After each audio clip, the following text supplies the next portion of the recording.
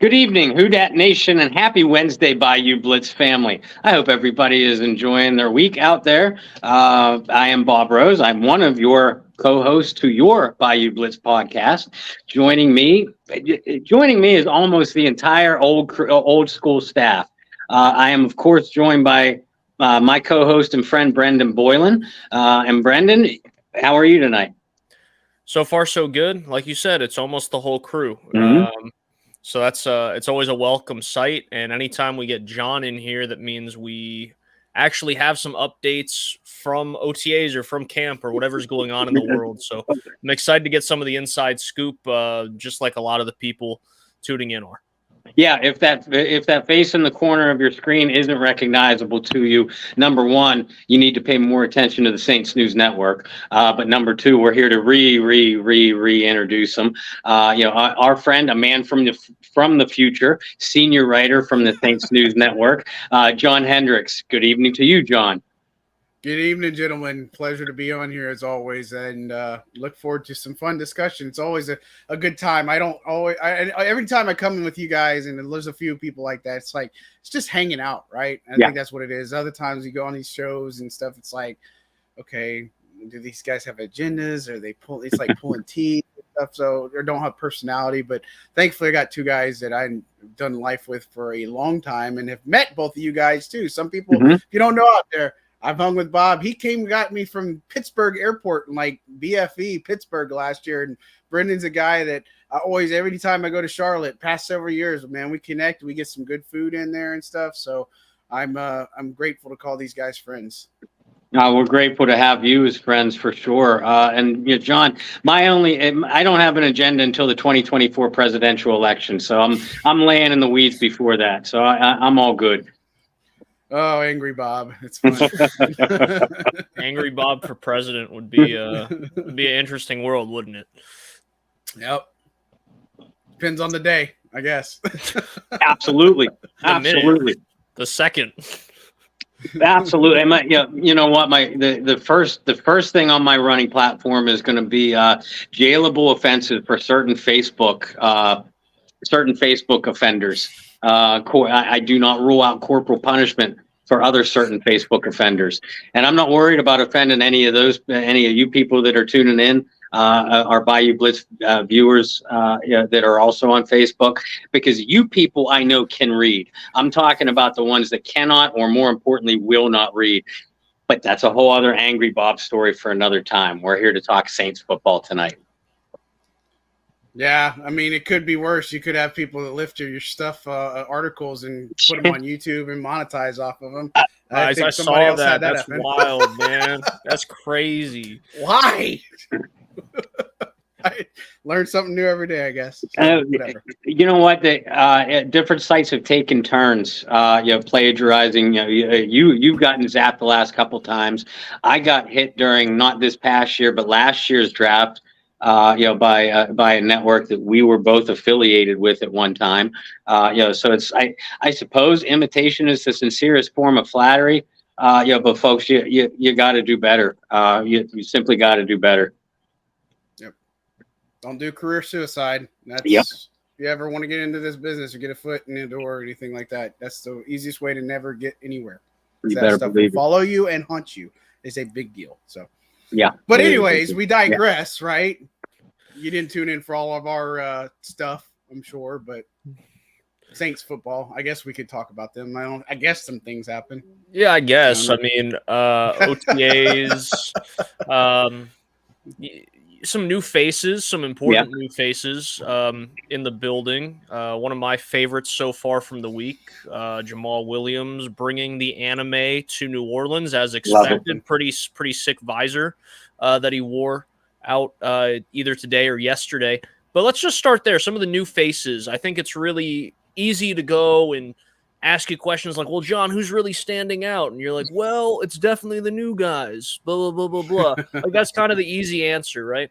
But when it comes to Derek Carr, anytime you have a player at this point in his career going from an offense that he knew and loved for many, many, many years, now transitioning to a new offense with some coaches that he's familiar with some players that he's familiar with. What's kind of the vibes around Derek Carr in the offense? I know there's not a whole lot going on, but are we certainly seeing some leadership from Derek Carr, and are we seeing some team building activities here in the early goings? Yeah, so let me, I guess, start by saying, for those who don't know, OTAs, so the Saints are in phase 3 of the offseason. So OTAs, they practice 3 days a week. That's what they're limited to. They can practice up to 10 days with non-contact type of practice or anything. Do 7-on-7, 9-on-7, 11-on-11. That being said, we get to see 1 day each week. So we start off Tuesday. That's what we get to see.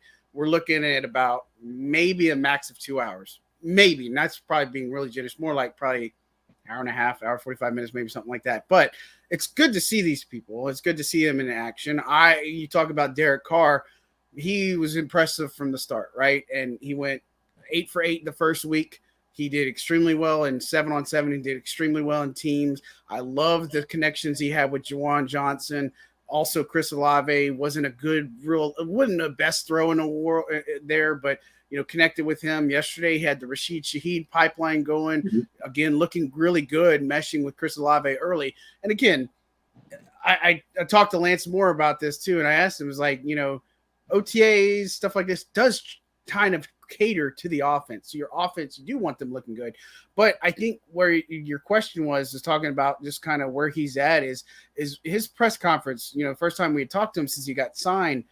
The thing that stands out about him is I love the fact that he talked about looking at everybody's film, and he's not worried about any type of, this is where you need to get better. So he's saying, look, I look film on these players, and these players, I told him, you got to run this route, or you should run this route just like this. This is what you should do. He's not focusing on, well, you ran it like this, you really need to do it this. Like, he's being supportive. And I think that's the first way to build the confidence is, hey, you got these guys in the building, you know what they're capable of. And really, he said OTAs, this is a spot where you make mistakes, you get to fill these guys out.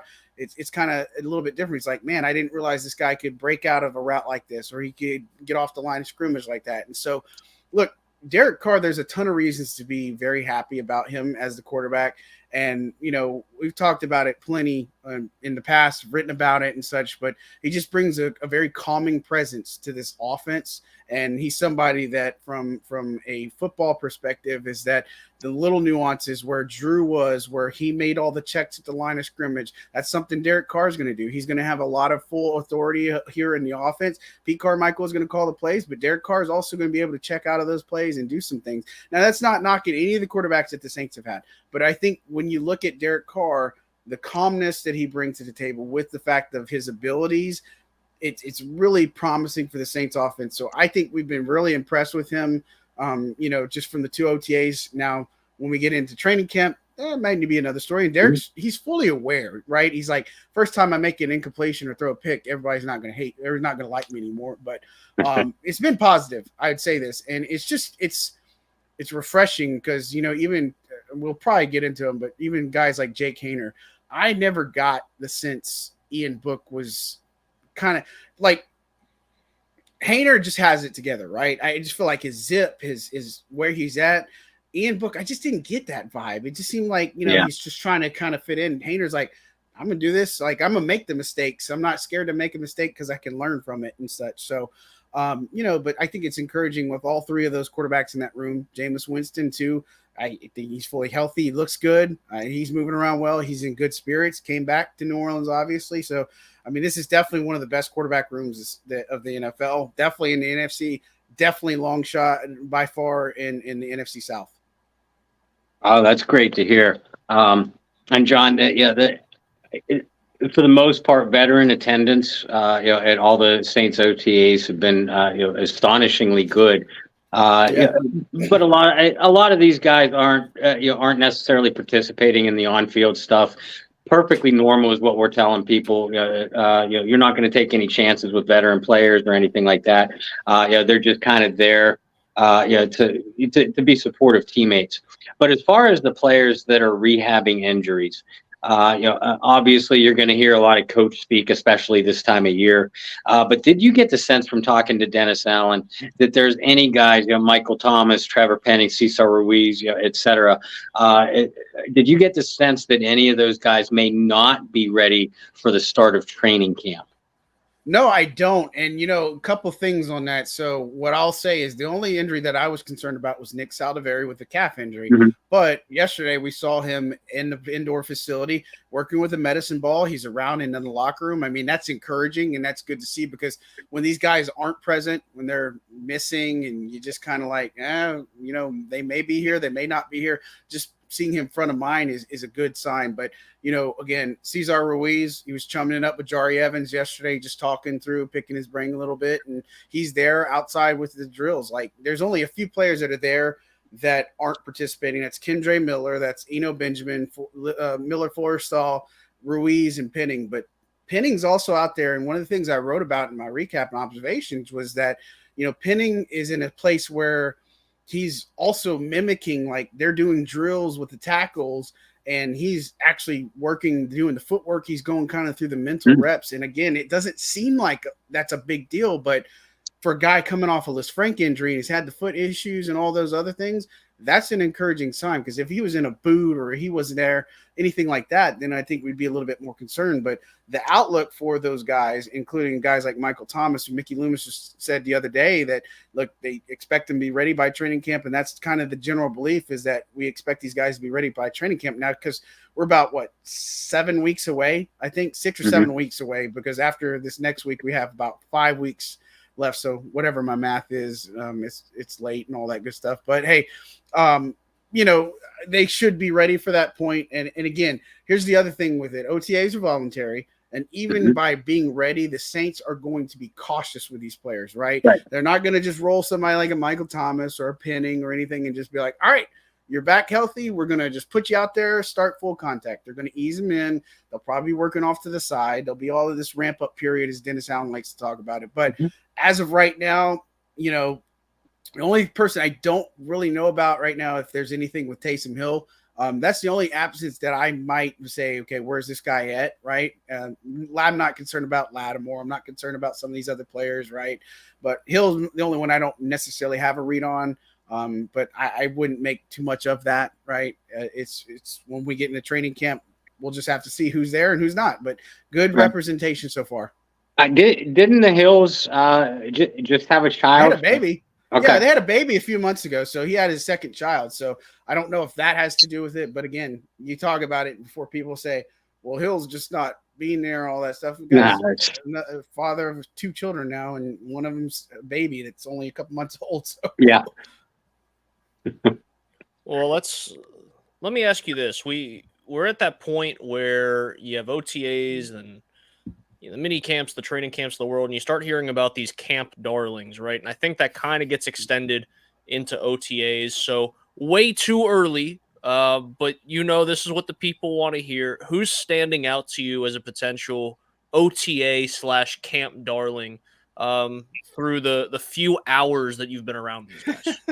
It's got to be Rashid Shaheed. I mean, he's top of mind for me. This guy looks outstanding right now. And Dennis Allen was talking about him yesterday. He was asked, and the biggest word is the confidence, right? And talking to him in the locker room, you just see how confident he is. And it's the route running. It's just being able to make catches. I mean, he had this glorious catch on a crossing route working against Alontae Taylor in the slot. And he just carved through it. He just still got his hand and just took it in. It was just kind of reminiscent of a Jarvis Landry veteran type of one-handed catch that we saw last year. And so I think he's been the guy that I'm just like, man, if they get even a fraction of what they got last year and then add on to that, it's pretty scary what he can do. Now, I'm not telling you, he's going to be this 1,200-yard machine with 15 touchdowns or anything like that. But I do believe the Saints offense, with the weapons they have, if they can get the protection there, if they can get the run game going like we think they should be able to build on last year, and then they got Derek Carr with all these weapons, Moreau, Juwan Johnson, Jamal Williams, Alvin Kamara, Kendra Miller might fight for time, obviously, too, if Michael Thomas is there. But even the guys beyond that, it's going to be interesting to see how that wide receiver battle looks. But this offense is going to go from probably Ross Jackson said this earlier when we recorded a segment that what people thought the offense was going to be last year is probably what we're going to see this year out of this squad. John, we're talking a lot about offense, and I mean, rightfully so, with all the new faces, has a lot of people excited. Defensively, not only are there going to be a lot of new faces, especially up front, but what a lot of people aren't talking about is basically an entirely new defensive coaching staff. How are you seeing these coaches interact with the players, and is it a lot different than what you previously saw from, Ryan Nielsen and Chris Richard? It's a good question. Look, I tell you, Richard and Nielsen were very hands-on approach, and look, I'll tell you that Joe Woods is the guy that keeps standing out to me, right? Personally, just because of, he's in there with the defensive back coach, Marcus Robertson. And, they got two good guys out back there that are really know their stuff when it comes to secondary. And Joe Woods is just a good teacher of the game, right? And so I think he's the one that I feel like is probably the one that stood out the most to me, right? And I think Todd Grantham is a guy that we'll obviously get to know a little bit more. And, Michael Hodges at linebacker, he's a guy that doesn't really need much accolades. But if you don't know him, that's a shame. For those fans out there. This guy is intense and he's smart. I wouldn't be surprised if he has a bigger role for him ahead. But look, for me, the new coaches on the defensive side specifically, it's got to be Joe Woods, just being hands-on, teaching the game, talking emphasis, him and Marcus Robertson. I really like the direction that they're going there.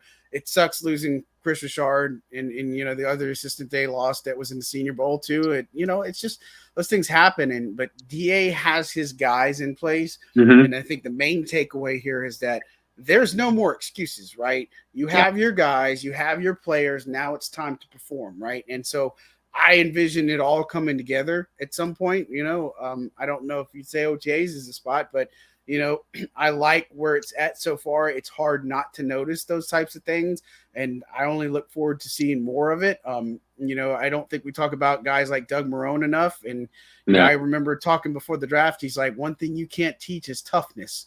And he's like, Marrone is a guy, he's a tough SOB to say the least, right? If you mess up on a play, you're going to hear about it. And some people respond to that and some people don't, right? And so I think they've got a coaching staff that's very intellectual.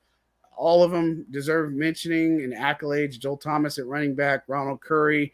Obviously you're looking at Cody Burns and wide receiver, Clancy Barone. There's all sorts of names to talk about on the coaching staff. I feel like they've got a good one. And it's just kind of, not to monopolize the conversation, but it's kind of like one of those things where you saw the transition. So the Saints went from post Drew Brees trying to figure out their quarterback situation. Mm-hmm. And the quarterback that came after one had to live in Drew Brees' shadow. Then Sean Payton's there, did what he could. Sean Payton leaves. Dennis Allen had to leave in his shadow. But there was all his guys there, right? And Dennis gets to pick his staff. He gets to have his guys there, guys that are going to support what he's trying to do, his beliefs, his values, all those types of things. So again, that's why I say he doesn't have any excuses really. And I'm interested to see how this can flourish. And I'm not saying DA is going to win a Super Bowl, but I think there's marked improvement to be had here. Keeping it on the defensive side of the ball, Bob and I have talked a little bit over the last few weeks about one guy in particular from last year's class that we didn't get a chance to see, and that was Jackson, the linebacker out of Appalachian State. And for me, also seeing a little bit more of Smoke Monday out there after being a camp darling last year. What are you seeing out of those two individuals? And is there a belief within the Saints organization and what you guys are seeing on the field that Jackson could compete for snaps in a Caden Ellis type of role this year?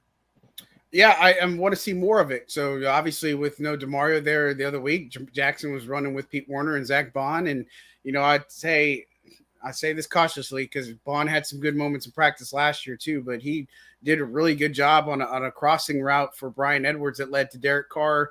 Would have probably been a sack, but he ends up throwing a pick to Troy Pride. I mean, that was one of the reasons for the coverage there. But, DeMarco Jackson, I think, has the potential, to at least compete for that time. And, it won't surprise me to see the Saints bring in veterans at linebacker or on the defensive line. I think those are the two spots when you look at free agency. Those are the two areas that I would probably say they're going to look at to add on this post June 1st wave. And again, the talent isn't like there's not a plethora of talent, but there are some guys there to keep a look at. And I think that's the biggest thing. And one of the things I've been saying is that Caden Ellis, really this whole way he flourished last year is that in the offseason and what he talked about, went to Dennis Allen. He asked him, where can I get better? Right. And of course, it seems like, yeah, of course you want to ask that. But he says you got to play better off the ball. So that's one of the areas that he worked at. And it was a preseason game where he made the play out in the flats. I think it was Green Bay. And they just coaching staff said, okay, we know this guy's got it. And so he could have some more added responsibility and roles and such. And I think that's the important thing for guys like DeMarco Jackson, and that he's got to get into that space of where, he didn't play last year. So this is kind of, I wouldn't say new to him, but he's got to get that learning curve quick, and he's got to be able to put it out on the field. But, there's guys behind him that might threaten him too. As far as Smoke Monday goes, again, I think he has an uphill battle, right? You got guys, veterans like Jonathan Abram and Ugo Amade that are there, Lonnie Johnson Jr. I mean, this is going to be a crowded safety group behind Tyrann Mathieu, Marcus May, and JT Gray. But, there's also room and opportunity. You got to make your bread and butter on special teams. One of the things that I noticed at practice is Smoke Monday was doing personal punt protector, kind of last line of defense for the punter. So him and Keith Kirkwood were doing those types of things, and Smoke Monday did that last year. So look, he's going to have his work cut out for him. Jordan Howden is a guy I didn't even talk about, but he's also in that mix too. So I know they're fan favorites, but Smoke brings that intensity, and I think that's one of the things the fans love about him. Oh, for sure. And there's that's just one position that's going to be a lot of fierce battles, not only through training camp, but probably starting even into mini camp next week. Let's switch back over to the offense, though. The Saints, middle of the afternoon, late afternoon, I think, news came across the wires that they signed free agent tight end Jesse James. Jesse's not going to compete to be a starter or anything like that. But he's had some good time with the Pittsburgh Steelers. Was a terrific two-way player at Penn State. A lot of people, and rightfully so, they're talking about the Saints upgrades at running back, Saints upgrades at receiver. But talk about this tight end room and how you see it playing out, and what kind of a home is Taysom Hill going to have? None of the three of us ever expected him to be a traditional tight end. But now with Foster Moreau and Jesse James, Jesse's going to have to compete for a roster spot. But speak to where you see Taysom Hill fitting in this offense.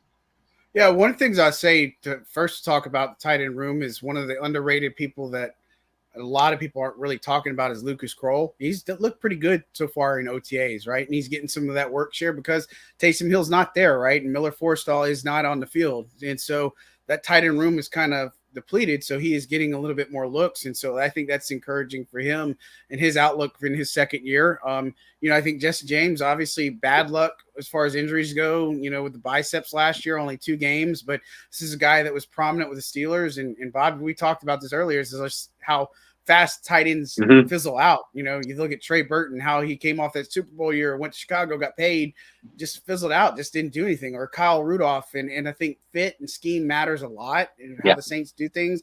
Trading away Adam Troutman. Look, one of the things I learned at the Combine is that the Saints have a better understanding of how to use Taysom Hill better going forward. So we presume to think that that's going to be more at tight end. It hasn't really been said what Taysom's role is. I mean, again, you talk to most people, he's a quarterback first, then they're going to do all these other things. But, I think Taysom has a clear role in this team.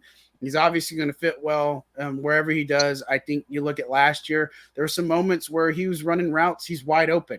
Andy Dalton doesn't see him, right? You see him, it's touchdown, right? Or you get him big moments, throw him a ball, maybe he drops a pass, right? And so I think it's kind of the struggles and the pain points and such. But look, him running on powers, him doing the things and being able to pass out the backfield too. I mean, those are just so many good things that he brings to the table. I think he's one of those interesting players just to keep tabs on and just to see how his role flourishes. I think when you look back to last year, games where they used him, 20 snaps or less, or it took him so long to use Taysom, and Pete Carmichael saying, yeah, I got to get him more involved earlier. I mean, this guy can affect a lot of things in the game, but now I think he has a better support system just with the addition of Foster Moreau, because Adam Troutman was a guy, unfortunately, just didn't work out. We had higher expectations of him as a third-round pick, and, just he was more of a blocker first. There were some semblances of him being able to do things, but I think getting Foster Moreau is a huge addition. Juwan Johnson's coming in here and playing with some more confidence. So I think his tight end room is definitely underrated. But again, it's one of those let's see it out on the field. Let's make it work first. And I think Taysom's going to have a pretty strong role in everything that the Saints are going to do. I do want to point out one thing you said about Taysom and snaps, about 20 snaps, and how you could kind of see a correlation in snap counts and wins and losses. I don't know if it ended up going through the whole season, but there was a point late in the year where if Taysom Hill had 9 or more rushes in the game, the Saints were undefeated. And if he had 9 or less, they were winless. And I found that as the most interesting odds stat from that year last season with Taysom. But I digress. I do want to ask this question. It comes from one of our viewers, DJ, over on Facebook. He said, what's up with John Gruden? Obviously, the reports that he was coming in and playing a role in installing the offense. What do you know about Gruden's involvement with the New Orleans Saints over the last week? Yeah, so I mean, it was just one of those visits, right? And what I've told people is the Saints have done this in the past. Even when Sean Payton was running things, I remember him bringing in Mike Martz because they wanted his insight on how to use Alvin Kamara better, similar to what they did with Marshall Faulk and The Greatest Show on Turf, right? And so this is an area where it's because of the backlash, right? Because he's not a coach on this team. So everybody's got to understand he's not been hired in any capacity or anything like that. He has a lot of stuff that he's dealing with the league. He's suing the league and such, but it was a visit where they wanted to pick his brain, make sure they get the most out of Derek Carr. And look, John Gruden, whether you disagree, and I mean, wildly, his actions are inexcusable, right? Let's just put that out there. But again, I think we live in a very unforgiving society, and sometimes, and I'm not saying forgive the guy, but these guys like this are going to creep back up and come back into play, right? And so it's really just a trying to figure out things. And Dennis Allen said they ran this stuff by the organization first and all this, and nobody had a problem with it. And it's just one of those where they're trying to get a feel for how to use Derek better in the offense and make sure that they maximize his potential that they know that he has and such. So again, the optics, they don't look good, right? And again, it's just one of those things. But if this was Mike Holmgren or Steve Mariucci, nobody would care, right? And it's one of those things. It's when the season happens and goes through, if Derek Carr has a top 10 year, is anybody going to reference and say, well, it's because John Gruden came in, or is it because Pete Carmichael did his thing and the talent around him, or Derek Carr?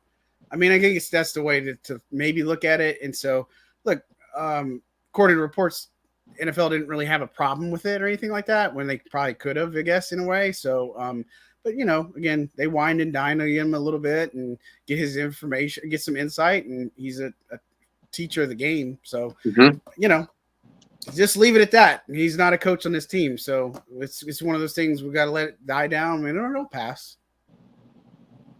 Yeah, absolutely, and I couldn't agree with you more. That from a PR standpoint, it looks bad, but it's not like the Saints were ever going to even entertain the idea of bringing John Gruden on, in any official capacity. They were just picking his brain. And they've not only done that, like you said, with other coaches before. They've done it with John Gruden before. Once or twice with Sean Payton brought him in. Obviously that was before the mess that Gruden got himself into, which I completely agree with you is not only inexcusable but reprehensible. But that it's just like talking to a guy on the phone. And just picking the person's brain about something. It's really no different than that. But that brings me to a point that I've been wanting to ask you. There's a lot of reasons to be encouraged, especially at this time of year, well months before the games start counting. But let's say this Saints season goes sideways, and let's say it goes sideways in a hurry. Who's the first head on the chopping block? Is it Derek Carr? Is it Dennis Allen? Is it Pete Carmichael? I would think, if you're talking about if the offense just craps the bed, yeah, it's Pete Carmichael, right? I think that's the first one. And, I just think that. Now, I think the pressure might come up on DA, but, look, at DA and Mickey, they've all had their meetings. They had their meetings in the offseason. They talked about where things could get better, what things could look better, how do they improve and such. But there is no fractured relationship between those two. There's no fractured relationship between him and Miss Benson, anything like that. So, I mean, DA's fine as far as the organization goes. The expectation is there to perform. And I think if you go through a season – anything less than at least a wild card is a failure for this team. It just is, because you're too talented. You've brought in all the right people according to, the coaches. You brought in the right players. You've made a killer draft class so far. I mean, this team really doesn't have many excuses unless something fluky happens where they lose 50-something people to their roster because of injuries, right? But that being said, if they turn in a season where they don't make the playoffs, or they come out of the gate slow, I think the pressure cooker goes up on DA. I think it goes up on Pete Carmichael. I think Derek Carr, it's his first year. He has paid a lot of money, but unless he's throwing 3 or 4 picks a game, or they're sitting there thinking, man, it's time to bench this guy, I don't think it would be him as a reason to say, it's his fault, or that would be the problem or anything like that. But I do think that when you look at it, it's coaching. It starts with coaching. Whether you get your guys prepared or not, that's on coaching.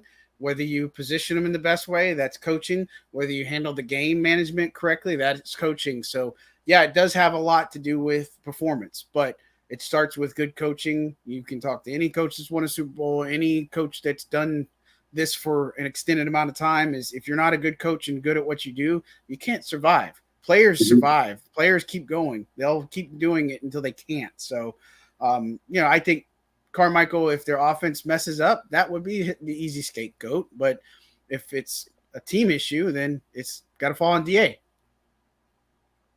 John, before we let you go, I'll ask you this for all the viewers watching. And I think, like to Bob's point, I think this is a really exciting time for a lot of people. I also think for Saints fans in general, it's a breath of fresh air because of all of the turnover that you mentioned earlier over the last few years, with Drew's retirement, Sean leaving, starting what is it, 6 different quarterbacks over the last 2 years because of injury, somewhere in that ballpark. Yeah. So there's a lot of optimism around this team right now. If you had 30 seconds to convince a Saints fan that at this point you believe the Saints are a playoff team, how would you do it? Well, I'd first say that you're right to be skeptic, because I'm a firm believer that talk is cheap. Go out there and do it, right, and execute. And I think you're right to say, show me that this offense is improved. Show me that the defense is not going to miss guys like David Onyemata and Shai Tuttle, or miss Caden Ellis. Show me that Marcus Davenport is a guy that you're not going to miss, that Peyton Turner can do it. I think there's a lot of reasons to just have this potential to be happy about. But I think mainly it's about stable option at quarterback with the upgraded weapons that you look at last year. And I know I'm probably over 30 seconds or pushing 30 seconds, but 8 of their games last year, final 8 games, they allowed 20 points or less. Mm-hmm. And they won half of those games. Half! You won half of those games. That's like, if you would have just scored over 20 points, you would have won the game.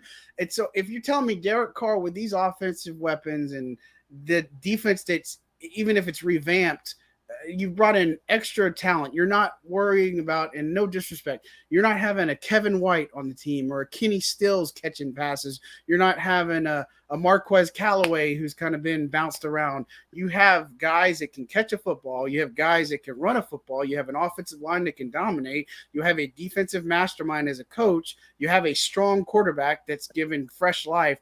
I think it's just a perfect storm to believe that the Saints team is going to go some places. I don't want to tell you that they're going to make a deep playoff run.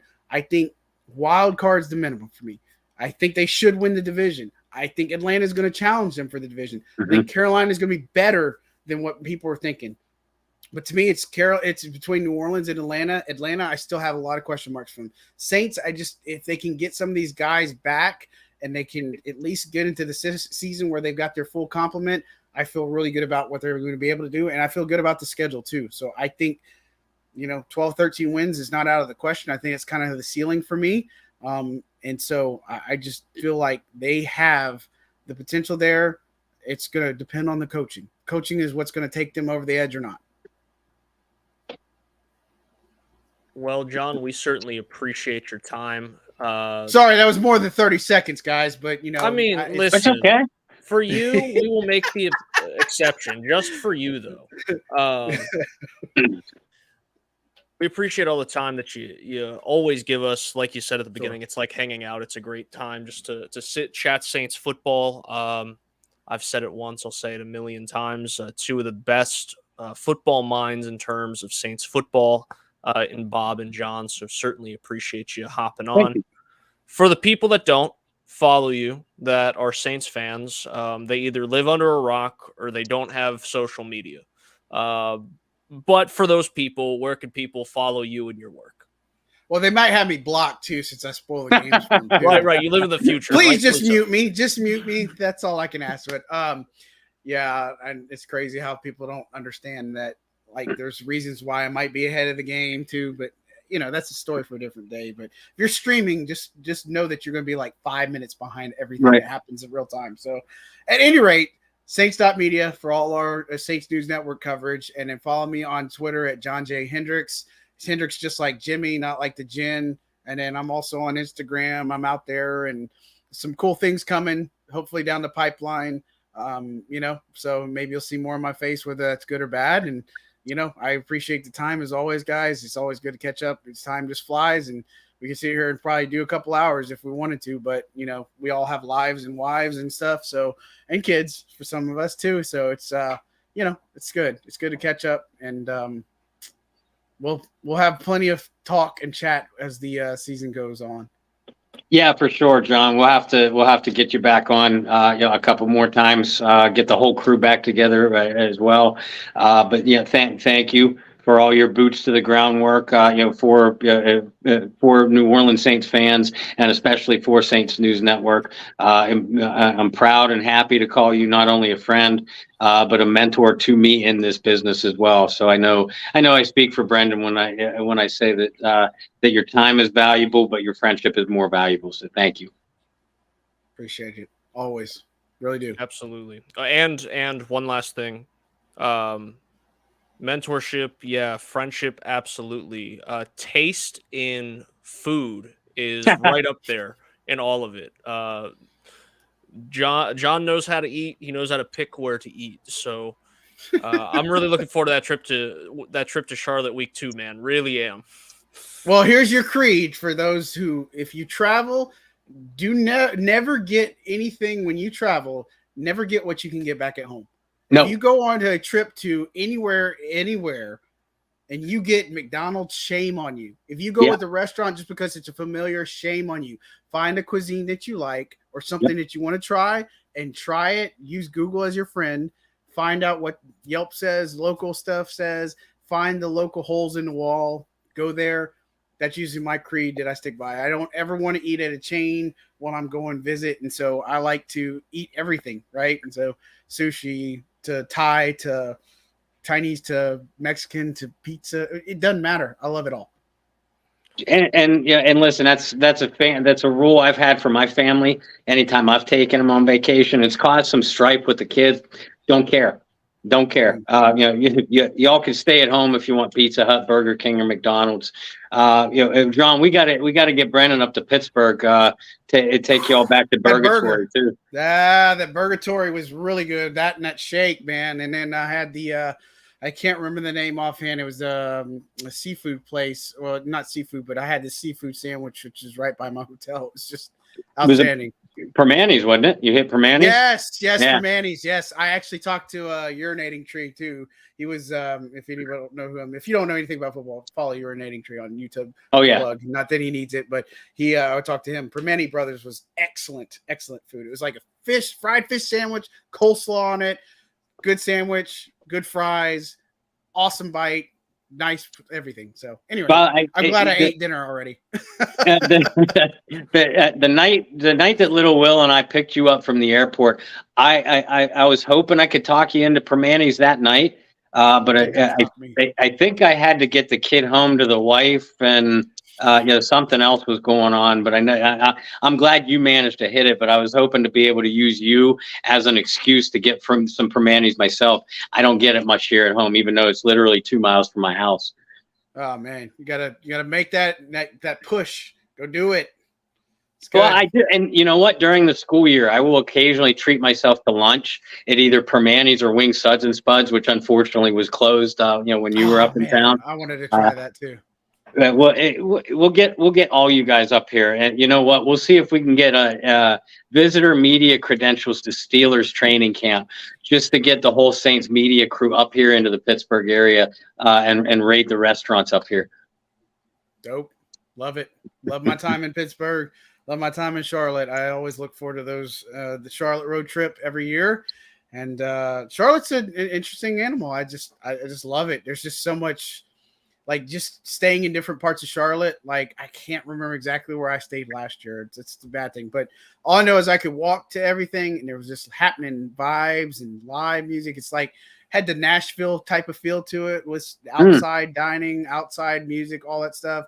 Got to watch. That was one of the games I saw Hendon Hooker come to life. It was against Florida, I think it was, and so that was a cool one. But man, I love to travel. I love seeing you guys all the time, and I look forward to seeing you again, Brendan, really early in the season. It's a Monday night game, so yeah, Monday night week 2. Well, interesting too. That's actually the trip. Lauren and I always take a football trip together.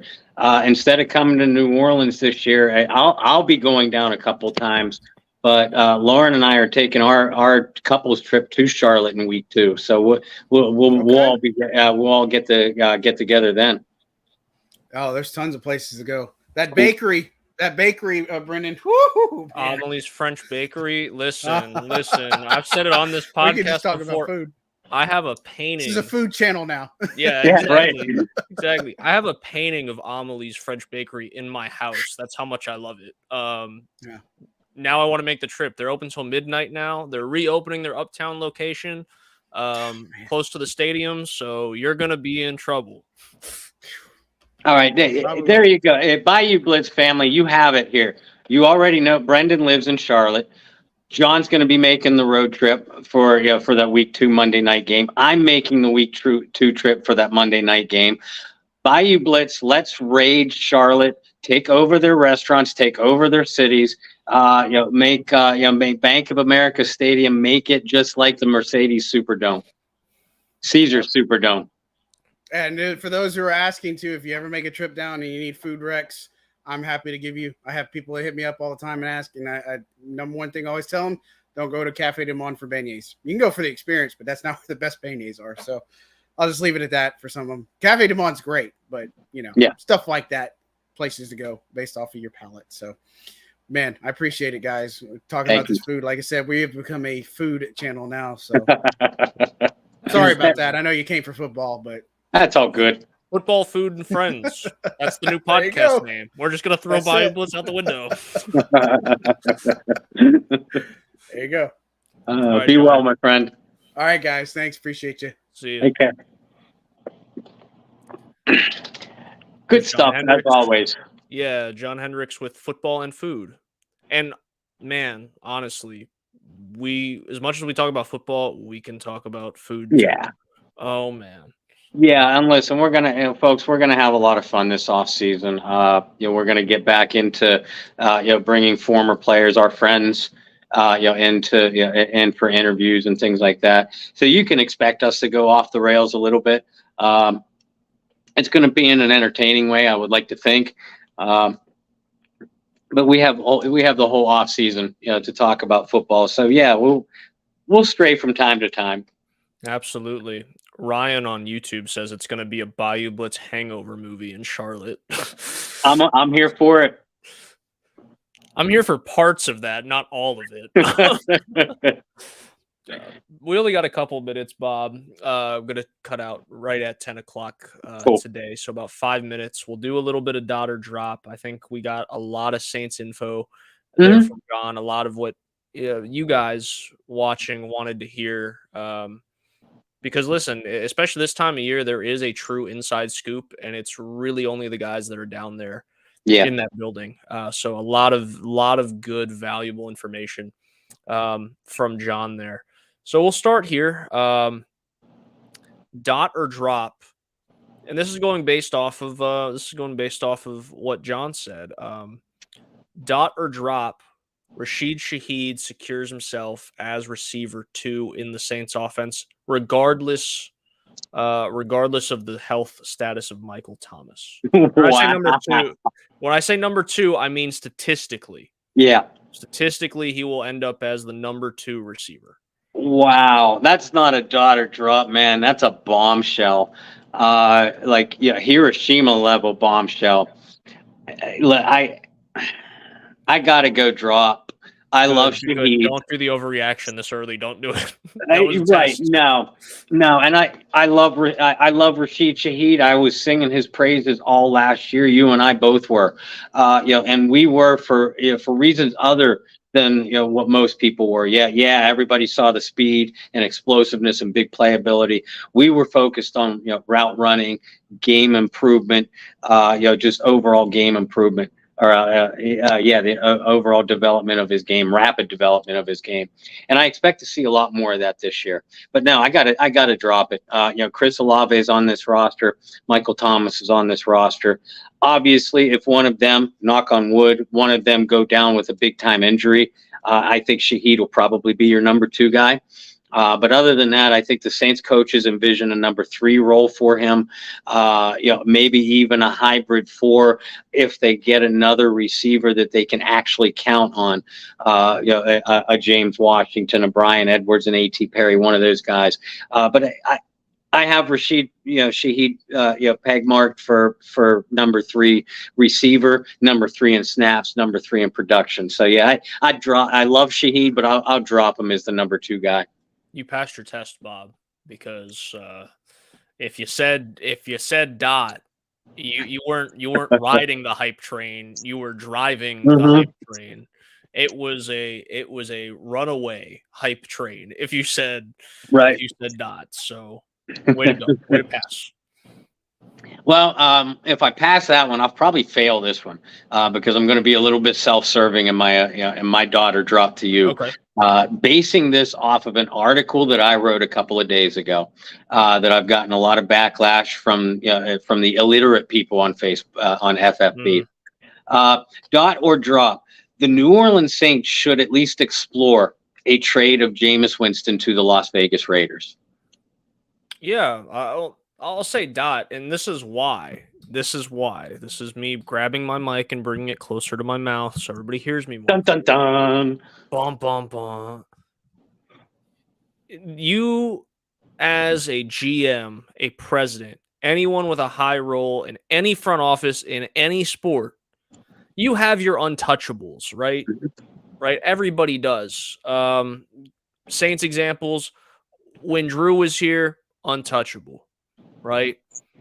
For a couple years there, Mike Thomas was probably untouchable. For a couple years there, Alvin Kamara, probably untouchable. Now, those guys with their injuries and where they are in their careers and their contracts, things change. But you're not even talking about anywhere remotely close to untouchable for Jameis Winston at this point. And I love Jameis Winston. I've said it on the podcast a gazillion times in my work when I was writing with Saints News. If you guys knew me, You know, I'm a Jameis fan for his work on and off the field. Just a great guy overall. But it is your job, if you have a spot in the front office, it is your job to do your due diligence on anything. And obviously the Raiders are in a weird spot because Jimmy G failed his physical, right? That is a wrench that they did not want thrown in their season at this point. Which is exactly why I specified the Raiders when I wrote the article. Right. But if the Raiders pick up the phone and go, hey, Dennis, remember us? You used to work for us. What's up? Or, you know, and they ring and they go, would you guys be interested in potentially trading Jameis? You know, the answer should be potentially. Like, what kind of conversation do you want to have about it right now? So, I mean, that doesn't mean you're going to have to. It's just fielding trade offers.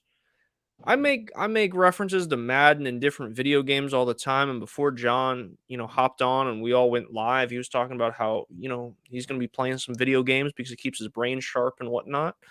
But whether it's Madden, 2K, FIFA, whatever, there is a manual option now where you just click on a player and you hit a button and it brings up like 30 trade proposals, like almost one from every team, right? That doesn't mean you're going to trade them, but that certainly means it's like, well, if somebody's going to give me like 3 first-round picks here in Madden, I'm probably going to trade them. That's what the Saints are going to do. It's not going to be an outrageous offer like that, but if it's something that's worth your while, like, you might as well listen to it. A wise man once told me that you should always make time for potential business partners, even if it's 5 minutes, because you never know who's going to bring you the next $1 million idea, or in this case, a franchise-changing player. You just never know. Just give them 5 minutes. What's 5 minutes? So yes, absolutely, Dot. And with that, we hit 10 o'clock. So kept it really, really plain and simple today. I do want to bring this up, Bob, 2 things. The first one, if you guys don't follow my production company page, we have began to expand, which is a really exciting thing. And it was a work in progress, but we got it done with 2 gentlemen, Noel Manning and then Thomas Manning, father-son duo. They're film critics here in the Carolinas. Noel is actually a nationally recognized film critic. He's flying out to LA and going to the Critics' Choice Awards and whatnot, while Thomas is the youngest member of the Southeastern Film Critics Association. So they have a program here in the Carolinas called Meet Me at the Movies. It airs on Channel 9 down here, but they're also going to be taking that in association with Bottom of the Mug Productions and getting some exclusive content to the podcast channels over on Spotify. So we just dropped their interview with some of the cast of Ted Lasso as season 3 came to an end. So please go check that out. But more importantly than that, who cares about the #1 show on TV right now? We had a really special guest this past Sunday in the process of editing the episode together, but it'll be on Spotify. We had Bob Rose. I got a point right. There we go. We had Bob Rose on the podcast. We had him on a podcast that we call Thoughts of Brewing. And as you guys have heard me talk about that podcast before, it's just the idea of taking your quote unquote average Joes and getting their life story, because a lot of times we are so obsessed with what's going on in celebrities' lives and what their stories are that we completely miss really good stories, really good information, really good life lessons from the people that live right beside us or that you watch every Wednesday on another podcast. So we had Bob come in and talk about his journey from Hall of Fame coaching to being a pro-am beach volleyball player, playing against Olympians and all that good stuff, to becoming a credentialed writer for NFL content, doing this podcast, but also some of the struggles Bob has had in his life with addiction. It's going to be just a must listen. There are parts in that podcast where I learned things about a dear friend of mine that I didn't even know, parts where I was floored to the point where it was very much like a mouth-dropping moment in weird dead air, which you guys hang out with us all the time. You know there's no such thing as dead air on this show. Bob and I can talk about anything all day, every day. But that episode will be posted sometime tomorrow or Friday, and we will be sharing that on our social media channel. So if you guys would please support the cause that we're doing there. Bob has an awesome, incredible story. Really looking forward to you guys tuning in to that one and all the different guests that we have coming through. Folks, what Brendan and Thomas really did, they set out to besmirch my good name and derail my presidential hopes in 2024. But but in all seriousness, it was an absolute honor to sit down with you guys. It was really it was some tough topics, obviously, to talk about. But I hope that you folks will tune in.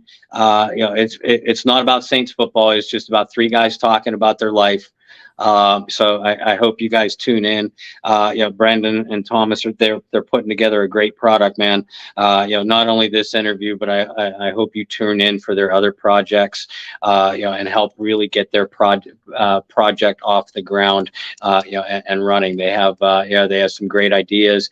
They have a great chemistry. Working not only together, but with the guests that they have on. So make sure you tune in for that. Well, for at least Saints topics, this is where you can follow us. You can see it right below us. We'll keep it really simple tonight. But Bob, you're writing controversial articles now, left and right. You're having people yell in your face. What do you mean we're trading Jameis Winston? Just playing. But where can people follow all of your work? Because right now you're putting out you're churning out a ton of articles every month, even though it's the off season, a dead period of time for a lot of writers. But you're saying, no, I'm still going to give the fans what they want. So for the people that don't already do so, where can people catch your work? And what are you going to be talking about this week as the Saints start to wrap up week 1 of OTAs? And I'm going to continue to talk about basically a lot of the returning Saints players. Speaking about their year in review. Last year. How they could improve.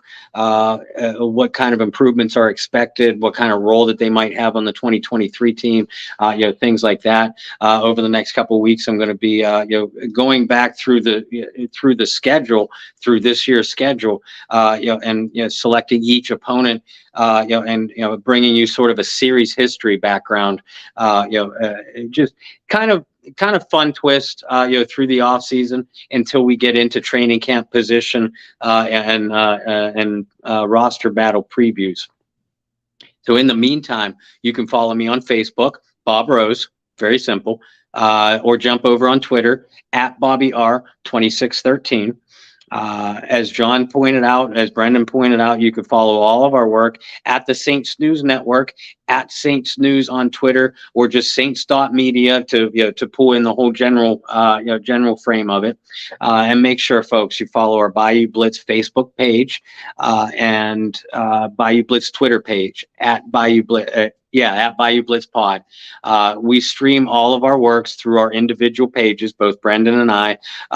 John Hendrix, Ross Jackson, Kyle Mosley at Saints News Network all do the same thing. But you can catch all of us at the same time on the Saints News Network and through our Bayou Blitz pages. So make those pages grow. We have a lot of exciting things for your show, for your Bayou Blitz coming up very, very soon. So stay tuned, reel in those viewers, make your show grow like you have already. And I promise you, Brennan and I are going to take you on for a real wild ride this summer, and in the months to come.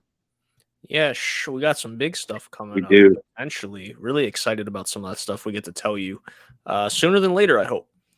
For me, you can follow me Twitter and Instagram at BT Boylan. Follow my production page over on Twitter at BOTMPROD. Really excited about what we're growing over there. We're going to have that fresh new podcast with Bob Rose coming out this week. It is a must listen. You guys know the kind of laid-back chemistry that we have. We brought it to a show that talked about some really serious life topics. So hopefully you guys will enjoy that, tune in, and hopefully you take something from it, because at the end of the day, the only thing that we hope over at the production company is that it reaches the one person it needs to reach, regardless of what we're talking about that day. So thank you guys for all of your support. Yeah. We're excited for what's to come this summer. So until next Wednesday, find some peace, spread love, practice positivity, tune into that podcast, and we'll see you next Wednesday for another episode of the Bayou Blitz podcast. See you then.